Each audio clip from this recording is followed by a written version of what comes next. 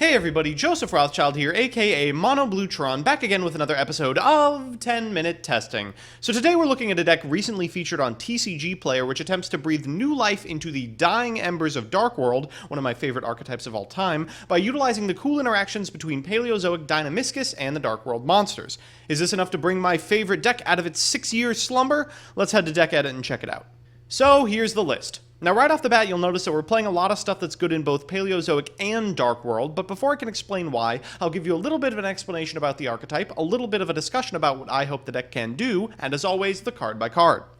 So firstly, this deck is a mashup of two different archetypes, DarkWorld and Paleozoic. Now Paleozoic should need no introduction by now. They're a famous series of retrained powerful spells, reimagined as traps. They can special summon themselves from the graveyard, they can make rank 2s, but I realize I might actually have to explain what DarkWorlds do, since children born after the release of elemental energy are now old enough to log onto YouTube and dislike this video.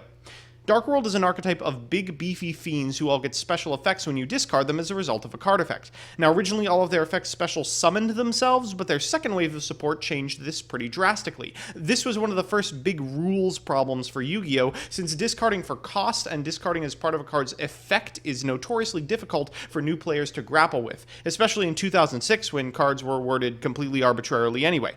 The deck now revolves around 3 cards: Brow, which draws a card when it's discarded, Snow, which searches a DarkWorld when discarded, and Grapha, which destroys a card when discarded and can be summoned from grave by returning a DarkWorld to your hand. Now this deck aims to make use of some of the lesser-known DarkWorld enablers. The problem with cards like DarkWorld Dealings has always been that they're symmetrical, so usually your opponent is getting closer to relevant spells, or filling up their graveyard, or plussing while you minus every time you activate them. Now this deck is running 2 really good enablers. One is Paleozoic Dinomischus, one of the worst Paleos, who becomes much better when you can draw a card off of your discard, and 2 is Drag Down to the Grave, which lets you interact with the one place Paleos can't, your opponent's hand. In this way, the 2 archetypes should interact pretty well, and hopefully won't just look like 2 ships passing in the night. It's also nice that DarkWorlds give Paleo an actual way to win the game, given that the deck has classically struggled with killing quickly in a Link format without Mastar Boy. So, on to the card by card. First, we have the DarkWorld guys, 3 copies of the Big Daddy himself, Grapha, who destroys a card when he goes to the graveyard and comes back quite often.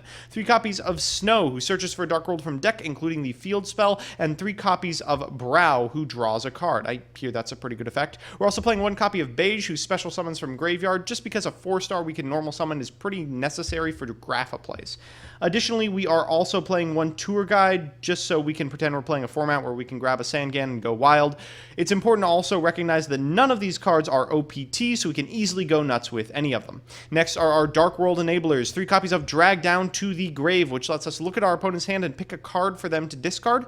2 copies of Pot of Duality, a ratio straight out of Cosmo, a card that is actually not bad since setting up an onboard Grapha turn 1 isn't particularly relevant in a deck with a billion combat traps anyway, and 3 Gates of DarkWorld to extend our plays. This lets us banish a fiend, discard a fiend, and draw a card. After that are our Paleos.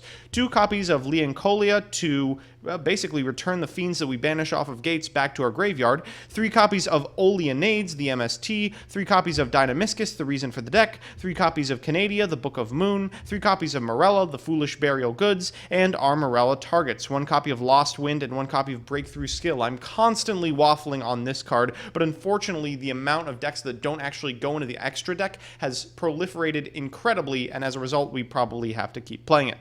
Additionally, we are also playing 1 Skill Drain, which should help shore up our bad matchups that start with a Z, and 4 Solemns is probably still not enough.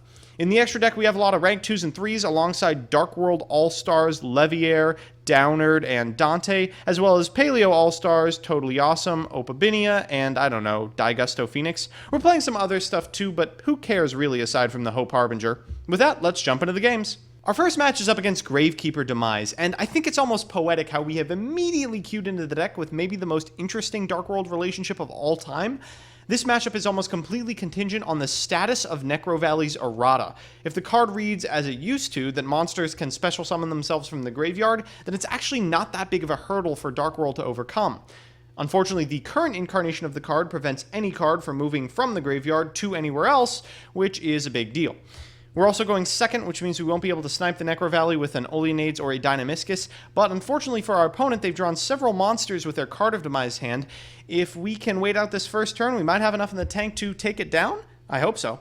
Our opponent's going to go ahead and get the Necro Valley with his Commandant and then immediately normal summon the Heretic and pass it back. That's really good news for us, especially when we draw another trap. Lets us set 4, activate Drag Down of the Grave, take that Card of Demise, get our Snow activation for a Grapha, and we're basically in our best case scenario here. A Dinomischus set, a Grapha in hand, and Oleonades to destroy the Necro Valley. Our opponent Allure of Darknesses and sets 2. We'll go ahead and Oleonades one of the Heretics, getting back a Paleo from grave and destroying a set card with Grapha. Then we will Canadia the other one, get back an Oleonades from grave, and be ready to go into a rank 2 on our turn. I decided to go into Opabinia, just sort of extend my plays, especially off of the Oleonades draw, but unfortunately we immediately get Compulse. That's going to prevent it from getting any sort of value, but we will get a Canadia from grave off of the Compulse activation, since we have a way to deal with the card our opponent has set. Our opponent's going to normal summon Recruiter, but not flip up their Heretic, thank God. We'll go ahead and banish that Recruiter with our Oleonades, and be ready to go into a Toad on our turn. We draw one of the worst cards in our deck for the turn that we're going into Toad, but it's really good to have in the tank, especially if we're going to have to grind out our opponent. Thankfully, they do not draw a Card of Demise this turn, which would have really sucked. We'll go ahead and activate Pot of Duality, get ourselves a copy of Brow in order to get the Grapha in our grave on our next turn. That should be enough to win us the game, but unfortunately our opponent draws a Floodgate Trap Hole, which will prevent us from returning the Brow to hand. We'll go ahead and normal summon the Brow anyway. We don't know what our opponent has set, of course. We will get a Paleozoic off of the Floodgate activation, but unfortunately that's all we'll get. We'll get in for 22 and 12, setting up a lethal next turn since we've drawn Beige as well. Our opponent draws a Commandant, which allows them to attack over the Oleonades, which is not particularly good. And on our turn, what do you know, we draw a Gates, so we'll actually be able to draw a card, special summon the Beige, and then normal summon it once again to ensure we have lethal times 10. This game showcases the power of the DarkWorld half of the deck. Our second match is up against Spiral, a deck that has a lot of hype going into Link format, mostly because their Link monster is insane. We've opened, okay for a DarkWorld open. Of course, this Grapha will be going to grave with his Drag Down, which will prevent us from searching, but we do have a Dinomischus, which is basically the best Paleozoic we could have in hand, and more importantly, we're going first. So we should be able to stop our opponent from doing anything relevant by taking the Spiral Super Agent out of their hand with a copy of Drag Down of the Grave and passing it back. Our opponent is going to normal summon a drone, and thankfully that's the end of their turn. That's not particularly powerful, so we're going to banish it with Dinomischus, get our Snow effect for a Gates, use Gates' effect to discard a Grapha, normal summon this Beige, attack in for 6,000, and hope that we can eke out a lethal next turn. In main phase 2, we'll go into Hope Harbinger just to cover all of our bases and pass it back. Our opponent is going to spike the Super Agent, get a monster card, special summon it to destroy our set card, which we will chain to put it face down, which should prevent him from doing anything since it doesn't recognize the onboard card as a Super Agent, and they will once again pass it back and concede in main phase.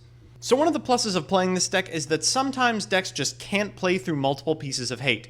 Unfortunately, we're now playing against a deck that can. This is TK Dino, a deck that every day I have to fight off the urge to just impulse buy. We've opened 4 traps, which sounds good in theory. These Solemns should keep us alive, but the Snow is basically just rotting in our hand, and while these Paleozoic cards are independently powerful, they're not really advancing our linear game plan. Our opponent has opened pretty well, and once they draw this Petit Pterodon for turn, they'll have everything they could ever ask for. Hopefully our stun traps will be enough to keep us in this game. We'll go ahead and set 4, pass it back. Our opponent's going to immediately use this Terraforming to get a Dragonic Diagram, and God, I wish I had an Oleonades.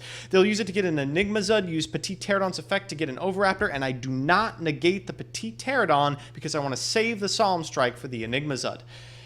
Unfortunately, this is not a particularly good decision for me. I'm ready for our opponent to make a 5-star synchro play because I want the Lost Wind from my graveyard back. I'll immediately Solemn Strike the Enigma Zud when he goes to activate it, but unfortunately they have the backup Lithogasm, which once I Solemn Strike will use its effect in graveyard to get back Enigma Zud. They'll go into a high Speedroid Chanbara, and I'm thinking, okay, I can live if I Canadia one and I don't know, make a blocker for the other, but wouldn't you know it, they also have an Ultimate Conductor Tyranno and a Tyranno Infinity with a free normal summon.